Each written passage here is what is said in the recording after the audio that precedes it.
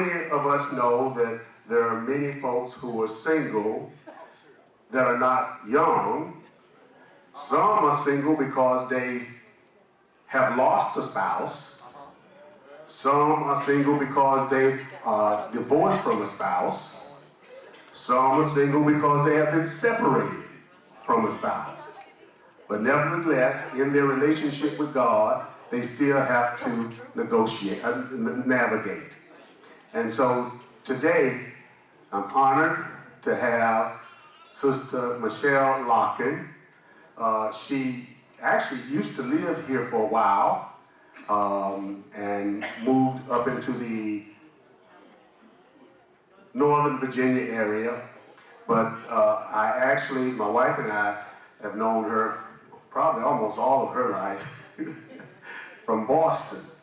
And she has a wonderful pedigree, come from a long line of pioneers in the faith.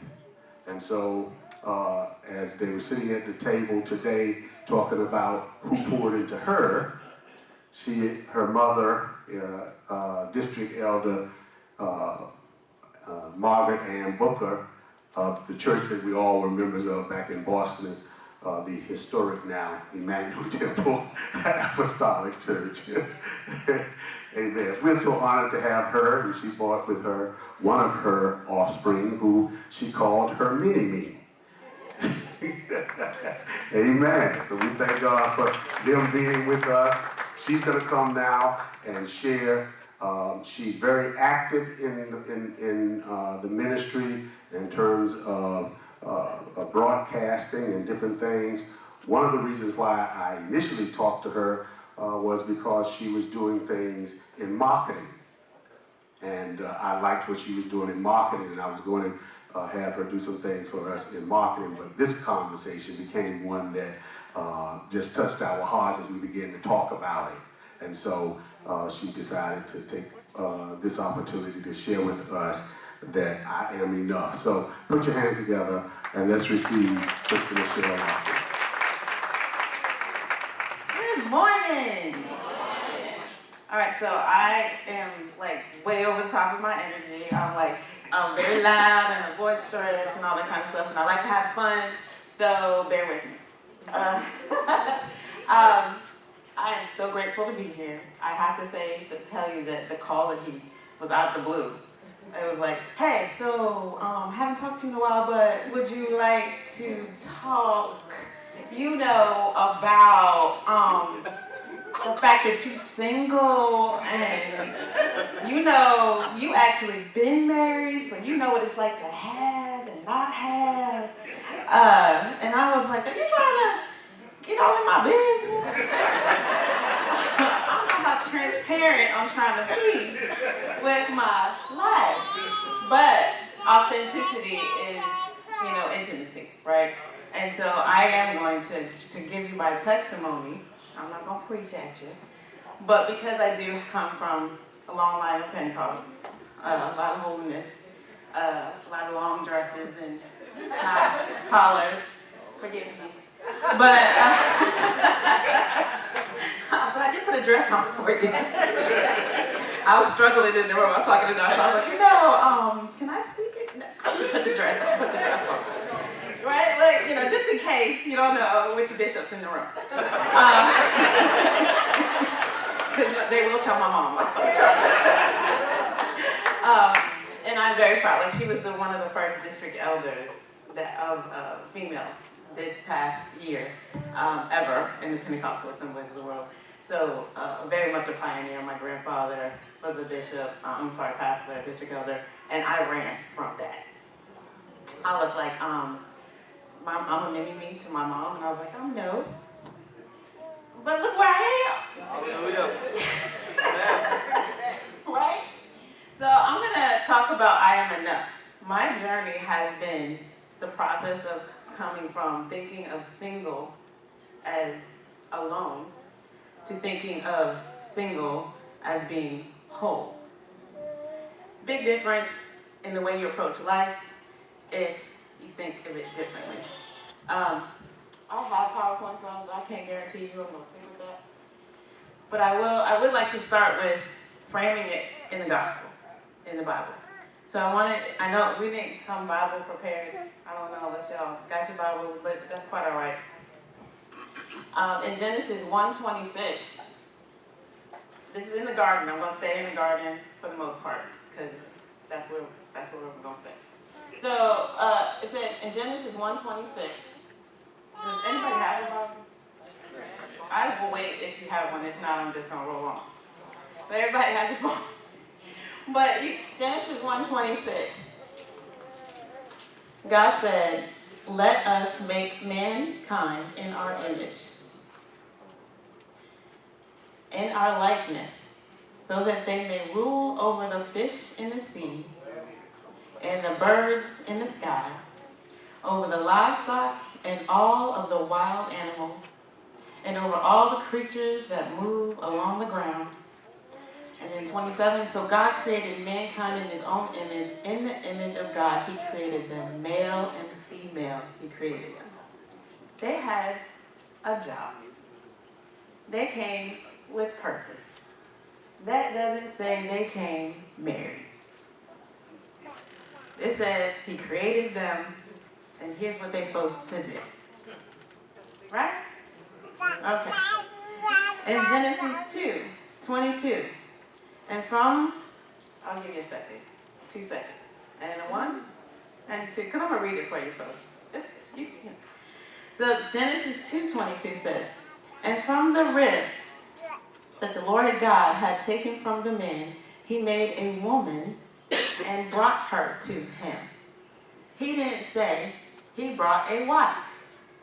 He said he made a woman, created her from Adam. He didn't say he made a husband, and then he made a wife, and then he put them in the garden. That is not what that says. But that's what we think. Right? In the back of our mind, we go, male and female, the only thing we were created to do is to fruitful and we supposed to cut together. He made a woman and brought her to him. Not a wife. Then in 23, the man said, "This is now bone of my bones and flesh of my flesh." And don't we love that piece? Right? That's in everybody's wedding. "She shall be called woman, for out of man she was taken." We love that scripture. The men do anyway. But for this reason, second verse, right after he says, "Bone of my bone, flesh of my flesh." He's so excited. Because we're fearfully and wonderfully made. And he had his own little physique. And then God brought him another one. He said, "Oh, whoa. That don't look like me." Got all happy and said, "For this reason, a man will leave his father and his mother and be united with his wife." He saw her, right? So God made her, brought him to her and said, "Hey." Now mind you, God has a different sense of time. There is nothing in here that says 2 seconds after he brought her, they got married. That's not what it says either. It took a long time for me to get here. So, and then he will leave his father and mother and be united to his wife, and they will become one flesh. Was Adam a father at that time?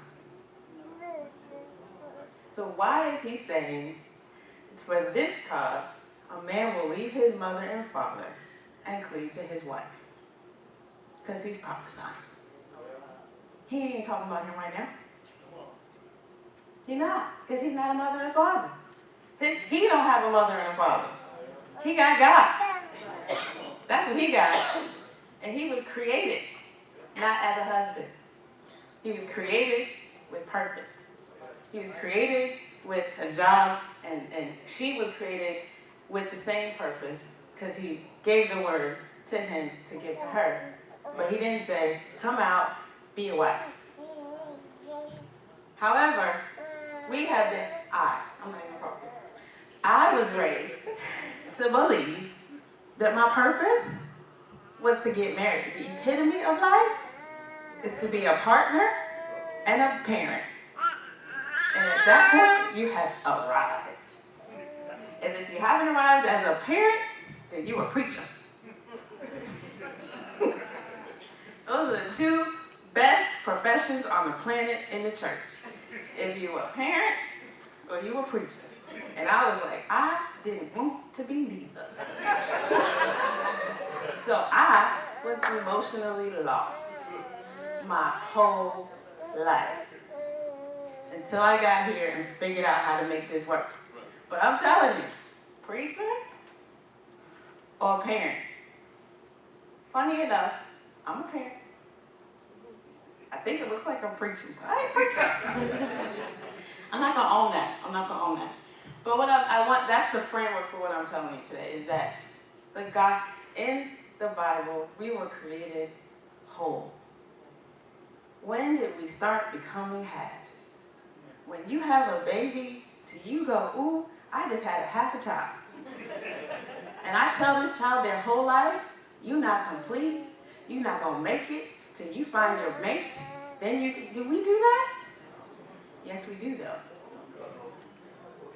It's subtle, because everybody in here has had that thought. I'm not quite enough because someone's not attracted to me. If it didn't happen now because we passed a certain age, we don't care. But there's this other age where you're like, but I'm not cute enough, but I'm not, like they're not looking at me, like what's wrong with me? Oh, I need to go get somebody, I need to find some. We go through that stage. But if we don't get clear about who and why we were created, we start to subtly feed the children that you're not enough. It comes out in all kinds of behaviors. But sometimes it's hard to articulate that that's really the root of your concern. Is that there's a little bit of fear in you that if I don't have somebody, if I don't connect to somebody, if somebody doesn't see value in me, I'm not enough. But I'm just reminding you, you were created, think about it, enough, whole. Like full on DNA, complete, enough to reproduce. Like you make another you. You don't make another half of you. Right. But when we get to marriage, they go, this is my better half. I found my real. I found that one. Half plus half makes one. But God's math don't work like that. He's 3 in 1. That don't make no sense. Why does half plus half have to make 1? Why can't 1 plus 1 make 1 in his rule book? Why can't 1 whole plus 1 whole equal 1 unit with a common purpose? That's where I'm trying to go. That's why I ain't married. I'm just saying. So, not yet. This is the battle. I'm being honest and transparent with you. I'm not married. And I'm going to tell you a little bit about why I'm not married. Please let me not go over time. But she took my time, so I have 10 minutes. That's it. We started late. So, that's my own, I'm still working, right? I'm not married. I am accomplished. I'm educated. I got beautiful children. I got a nice life. But I don't have the man right here. However, I have love in my life. I have love from some phenomenal men in my life. And you know what? For a while that sounded crazy. I shouldn't say that I am loved by some men in my life. But to be honest, I have some really great friends that are males that I know love me. And I love them. Is that a problem? I don't know, right? At first, but like, because do y'all go to dinner? Have you been in their house? Yes. Some of them are married, and they cool. Their wife's cool. I'm single. Their wife's not freaking out. I was sitting at one of my friend's house, and I was such a nut, as you can tell. I come in the house, he's sitting on one side, she's sitting on, and I squeeze right in. I was like, all right, you see? But that's truth. Because that's what people think. but that's true, because it comes right up from, oh, how did she feel? How did he feel? Was he feeling something? Girl, no. Girl, no. Because I know I'm whole. I don't need him.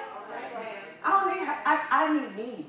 And what they give me as friends is support and community. They are like family to me. I will absolutely roll up in there and sit right up in the middle and get hugged on by both of them and leave. But that's coming from a sense of confidence that it took a long time to get to, is what I'm telling you. Because single felt, these are my words, felt lonely. It feels crazy. And this is me growing up in the church with a bunch of lovely, beautiful, committed, married folk who are happy about everything except having sex, but we'll talk about that later. So, they're happy though. Single felt crazy to me. Single felt lonely. Single felt insecure. It felt frustrated and bitter. And I felt like I was always struggling against the norm, against like what people think you're supposed to have. Like, I'm not like butt ugly. So I'm supposed to have somebody. Like, I got a sense of humor. I'm supposed to like have somebody. Nobody? Part of that is my own mindset. I have friends, but that's a part of me for a long time that wasn't gonna let you pass the friend zone, even if you like me. Because I ain't trying to go there. That's not his fault. That's my fault. But yet I still felt crazy and afraid I was always gonna be alone. That right there, that fight, long fight. In here, I was afraid I was always gonna be alone. But I'm sorry, in the garden, didn't we just read? I'm not alone. I got purpose. I got a God. Got stuff to do. Got people to see. Am I alone? Really? No. So, here's the other myth.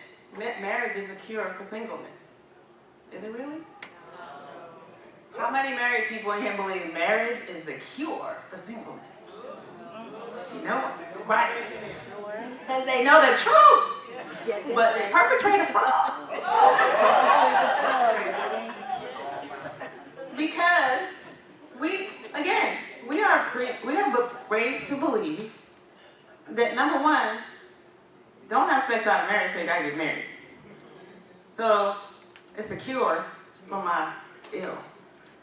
That the desire is a sickness, we gotta get cured by marrying somebody so we can get the urge out without going to hell. We put a whole lot of heavy dressing on it, and we drive to this event called a wedding, because that's what? Princess Day? What? Like, epitome of life. Can I get to the wedding? But we all wake up the next day. Wedding over. Same thing with sex. We all drive to the event. Get to the event. And it's over. What? They didn't tell me it wasn't a state of being. They told me I'm supposed to do this. My body says, dude, it's an event. And then it's over. Marriage is a state of being. The wedding is the event. But what are we putting out? I had it. Fairy tale. Ooh, gotta get the white dress. When somebody asked me to marry them, I said yes so quick. I didn't check. How you feeling? This is my testimony. 6 months after I met, oh boy. He's a great guy. Said, ooh, you're beautiful, you're great, I should marry you. And I'm gonna be real transparent, so don't judge me. You ready? I had sex before I got married. Twice. Married my my mother is a preacher. When he asked me to get married, I said, get married quick before something happens and you get busted. Cover. Got pregnant on the honeymoon. Not cute, God. Didn't even have time to get to know this person really. But my drive toward the event was driven on my perception of this being the epitome and the cure for singleness. The cure for my fear of being alone, the cure for my fear of being crazy, the cover for the sex that I'm not supposed to be having. Get married. He asked, you say yes. That must be God. Because he provided a ram in the bush. Right? Because we can work it out. Trust me, we know how to work God in everything. So I am sitting in the car, riding to the event. My father's trying to have a moment, because my parents went off the tip. So now I can't even tell them. They're going to spend money and all this stuff. My father's having a good time with things. I don't even care what the dress looks like. I'm going, whatever. He's all happy. And I'm thinking, why do I have to do this? But I'm in an environment where everybody's so conditioned to drive toward the event, they didn't see the look in my eyes. My father's trying to talk to me, but girl, I'm so proud of you. And I was like, can you stop talking? He was like, what? I was like, can we focus? Now, what are you hearing? You're hearing some, I'm not sure I want to do this. Nobody asked that question. So I'm at the altar. I got evil cousins giving me the eye to the left. The church people going, girl, Sister Booker, your daughter getting married before. People in the room I don't even know, because I'm the preacher's kid, and I'm like, who are these people? I'm literally thinking all of this at the altar. My child's in here, so I'm going to be little. I'm going to edit a little. So, it wasn't all bad. I got some beautiful kids, and that was one of the things I checked on the box when he asked. I said, let me see your family real quick. If I got to do this, I don't want no ugly kids. I'm not lying. And I have some really pretty kids. And it's not because of me. But, so I'm literally, the honeymoon night, going, this dude packed his stuff in a pillowcase. I am in Kennebunkport, Maine, in the winter, in an abandoned condo, because it was cheap. I'm sorry, are these indicators of a problem? I'm having the event, going, what? I'm stuck.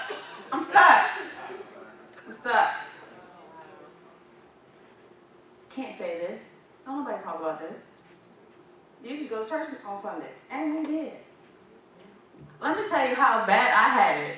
I was like, why do we got to do this here? It's not even cute. We could do this at home. Why are we having to pack the crap up? Let's go home. We pay money for this? Let's go home. Had the honeymoon at home. Within literally one day, went home and went to church and lived the charade.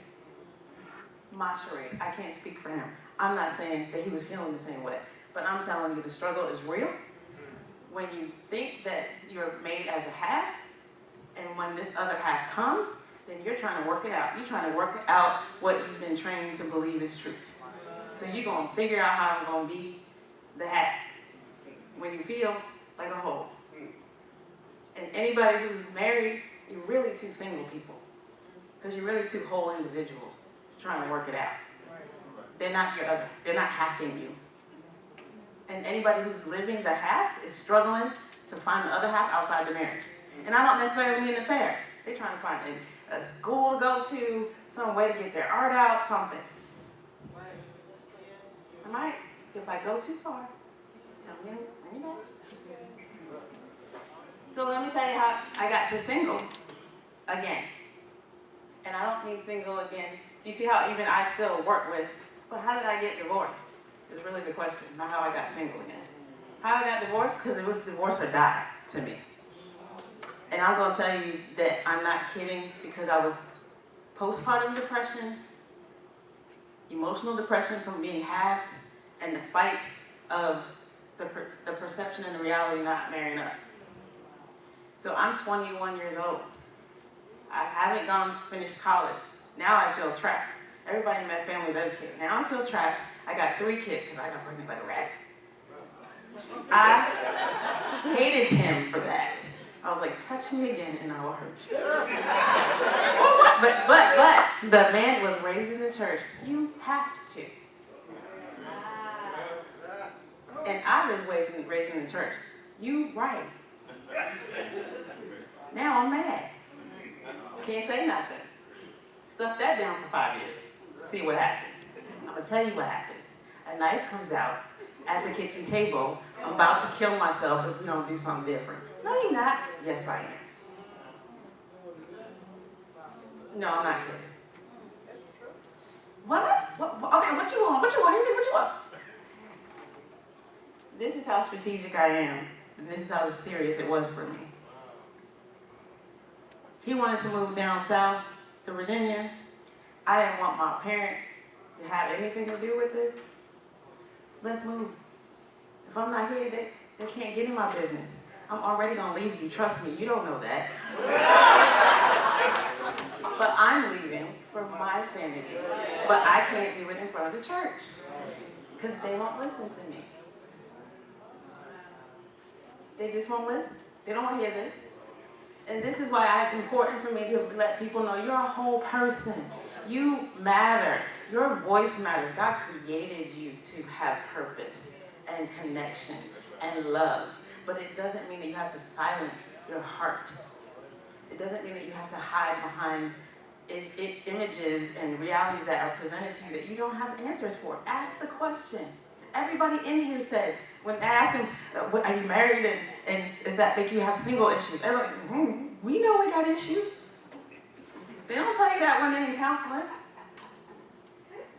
I'm sorry, they do tell. One of the other things that pushed me over the edge was I went to my pastor at the time and I was going through these issues and they said, put your problems in a trash bag and put them on a sidewalk and Jesus will take them away. I said, me and Jesus got a problem. And I'm going to pray for grace. Because that's how I'm going to get through this. I'm not even lying to you. So, leaving was a decision that had consequences. Because marriage was not entered into wisely. Okay? So I'm not proposing anybody get married. I'm telling you this so you don't get married without thinking about this first. Because being whole is liberating. And being in a marriage as a whole person can be so much fun. Like, fun. Like, I like you the way you are. Like, right now. Don't do anything and I'm cool. But that's not how we typically enter in. So, developing an appreciation for singleness for me meant thinking about self-determination. Thinking about independence. Acknowledging my insecurities. What was making me depressed in my marriage was me running from the fact that I had issues that I was never really talking about. So I had to bring them up and look at them. That's not easy. And looking at the problems is not easy. Ownership of success because I had a fear of failure. Like I couldn't stand here until I got over my fear of failing because I failed miserably because I was hiding all the time. So if I wasn't giving you my full self, then I gave exposure to the devil to trip me up. You can't trip me up right now because I'm telling you my story. You can talk about me all day because I will talk about me too. I had issues. My commitment to myself was I will not die in this situation because I believe that God is graceful enough to help me get through whatever the next steps are. So I made a decision. I can show my children that you can make a mistake and recover, or I could stay here and die and show them that they aren't valuable. And that's not a decision I can have in this setting. That wouldn't be the answer I would get. That from me. I can't say maybe y'all have better pastors and people around you, but for me, I knew that decision was a little too forward. But when I look at my children, I'm proud I made the decision. because they're wonderful people who believe in themselves. And it was not easy. I was on welfare. I had a car repossessed. I had to work 2 jobs. I was always out working and hustling. This is not an easy place to get to.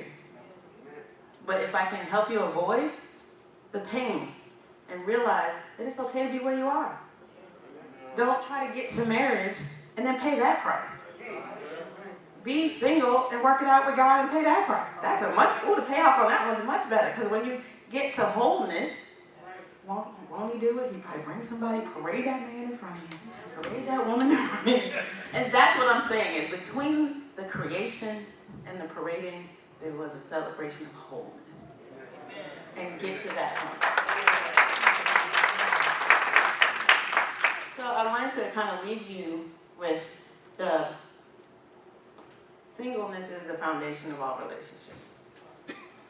All relationships. Friendships, all family relationships.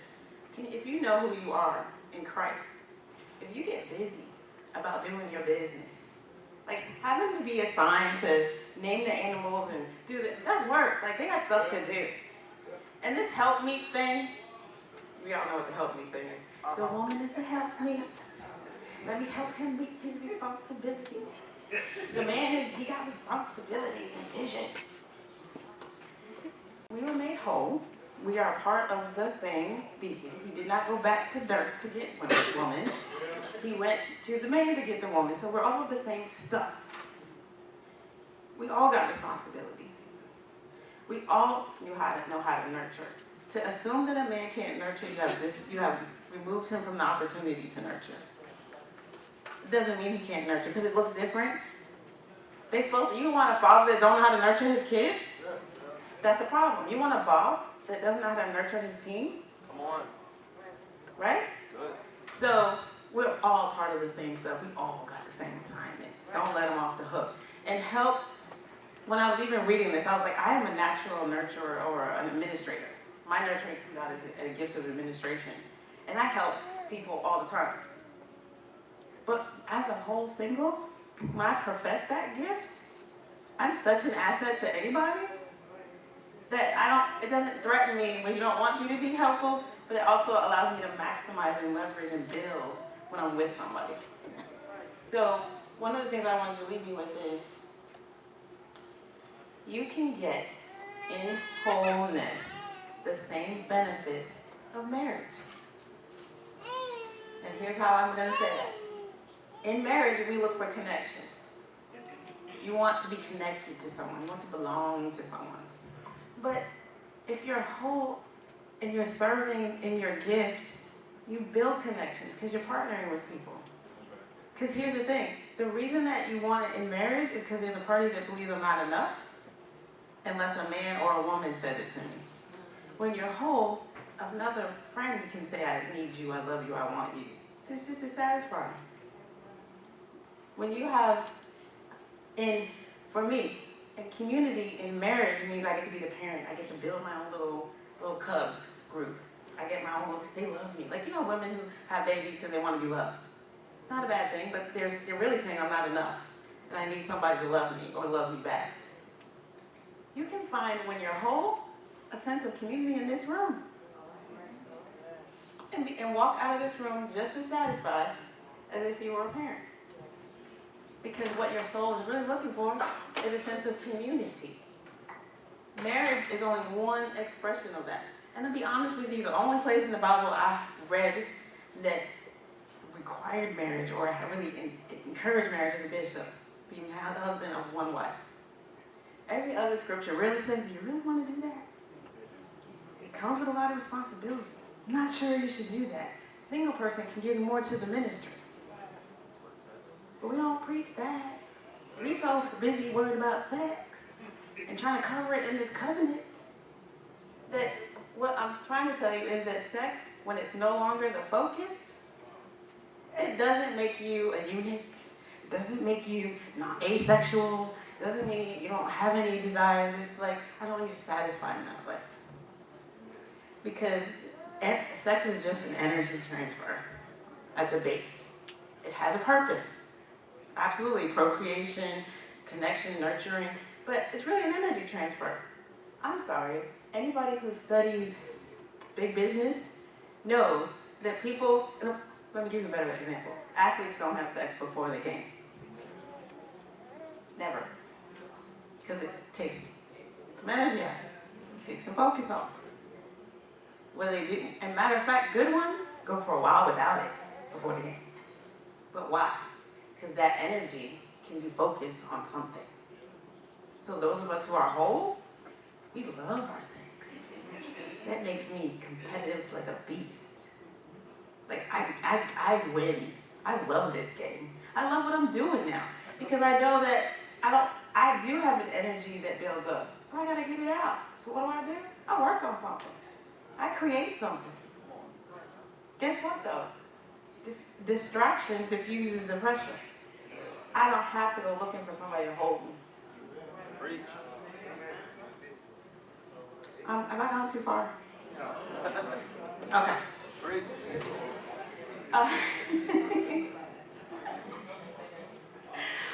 I had way too much fun preparing this because it was taking me through my own issues again, to be honest. And I was uncomfortable with a couple of the issues because there's parts of me that are still struggling with the wholeness. Because sometimes I will see a happy couple and I'll be like, is that what I really want? What is it that's really bothering me about that?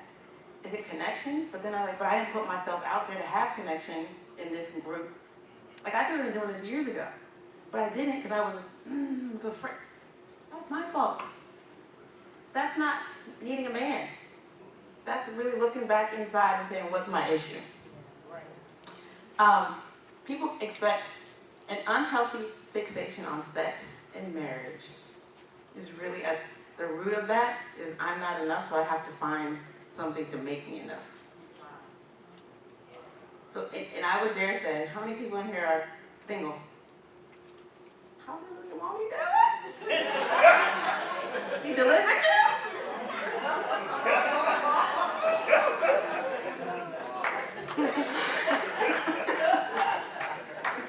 I'm having fun.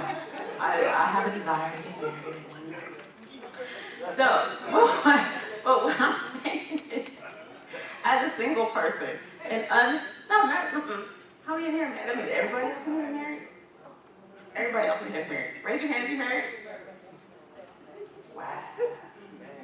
Did anything that I've said make sense or resonate with you that are married? So single people, did you hear that? Because it's really a single issue. It's not a married issue. It's a whole person issue. So I don't want anybody to be thinking of themselves as single as the curse, the aloneness, the pilgrimage to holiness is on the battered knees and bloody knees of singleness. Like what? Huh? Trust me, I heard it all.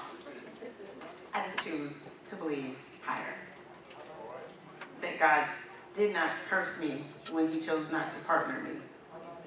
And that is something that we all have to deal with. God doesn't really choose your mate if he chose the mate for you. That does not mean he didn't parade this person in front of you. But if he chose the mate for you, then he took away your right of choice. And then you can blame him for all the stuff that's going on in your marriage. You didn't even tell me.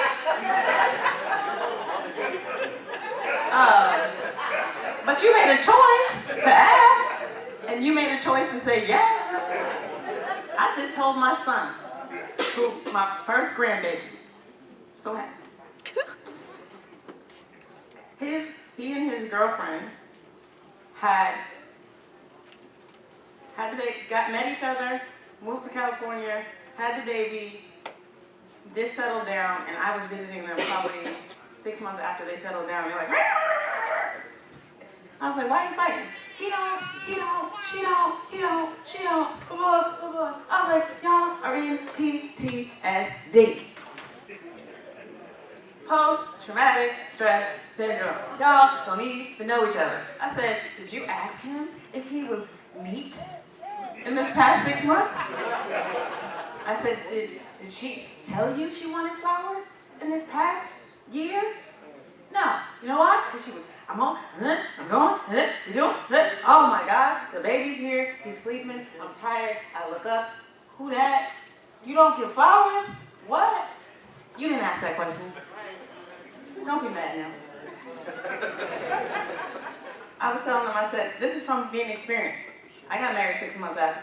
I was in stress disorder right after the first baby. I was like, he's cute as a button, but so I had to say it. Can't do that in front of people, but and so I'm watching my daughter go through this, and I'm going, you didn't know him. You got caught up in the whirlwind. I'm not proposing that you break up. I'm proposing that you recognize that you were running full speed ahead toward the event. And it happened. It's over. So, let's chat. You want flowers? He'd give her flowers. But he didn't give them to me because he wanted to give them. You're never going to get that. Do you want the flowers? Or do you want him to want to give you the flowers? What? I didn't get in here to raise no man. Nobody asked you to raise somebody. You want what you want? Or do you want him to want what you want to want? You can't make nobody do, you can't get in their head. You can manage their behaviors. So stop trying to get in their head.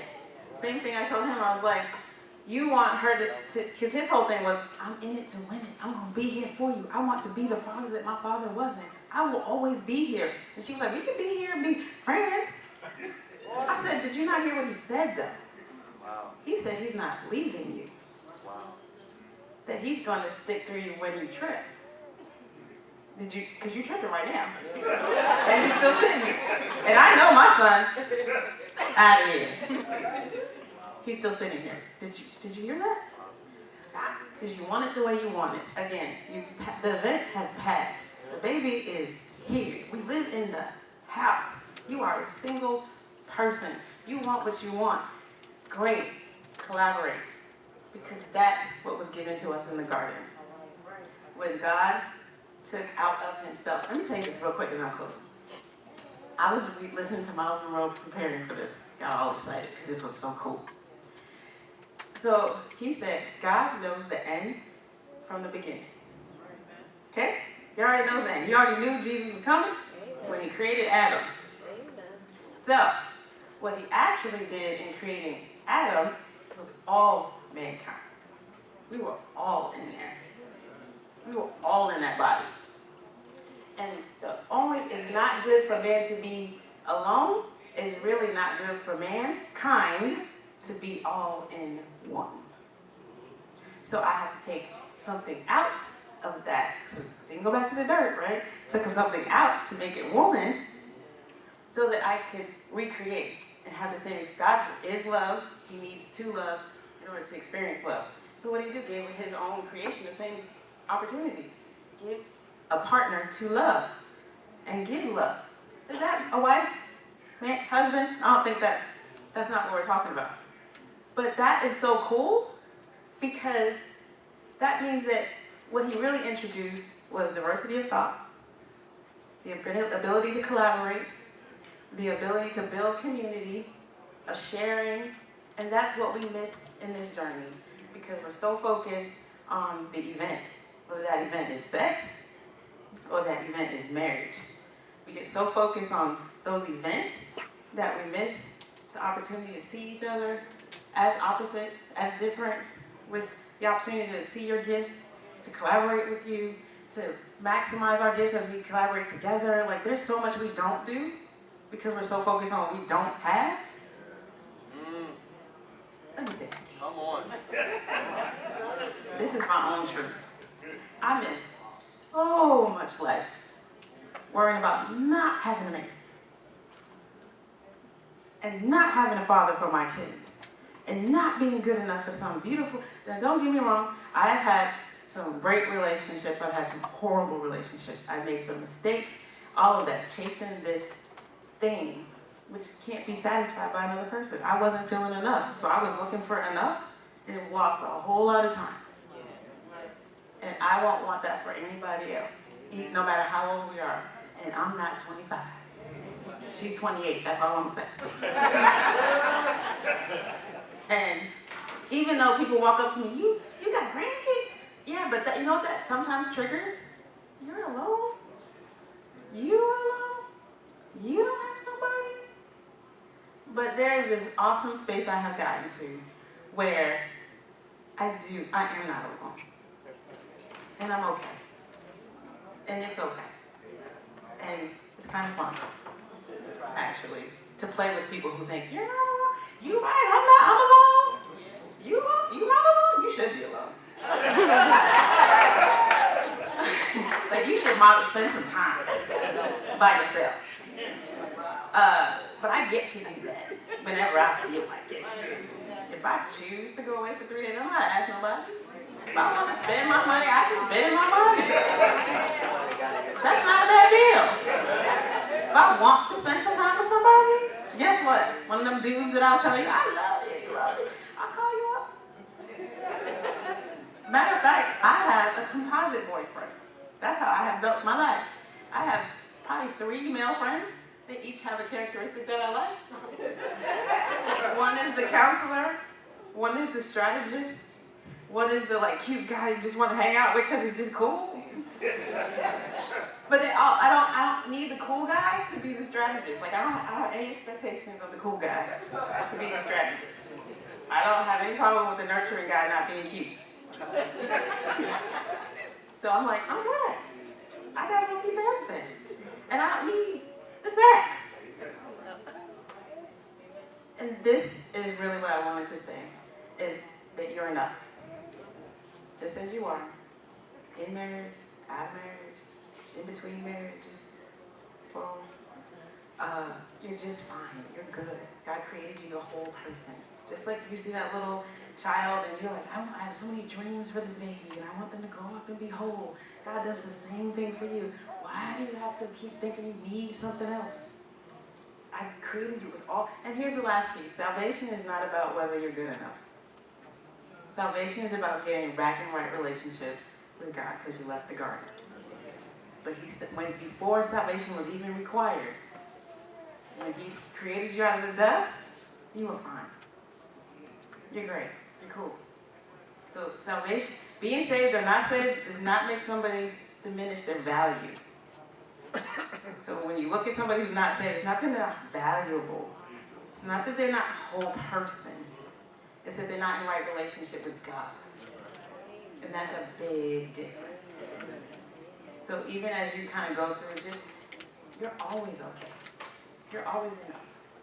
So my last thing, could you guys just say it with me, because I don't know how many times you've heard yourself say it, because that was the delivering moment for me when I heard myself say, I am enough. I looked in the mirror one day and I said, I am enough. Then this is a different tone. When you can look in the mirror, this is somebody told me, no clothes on, by yourself, and nobody asked you for extra people in there judging. But you can look at yourself in the mirror after the shower, preferably, and can just stand there for a second and be like, girl, dude, hey, you know what? I'm enough. I'm enough. That's not an easy thing because you go, wait, what about? You know, when you can get past that, I've only had maybe 3 moments where I was fully past all of this. But those moments when it's not, I'm enough, to, you know what, I am enough. So I want you to say that with me, with that tone, drop the tone on enough. I am enough. Ready?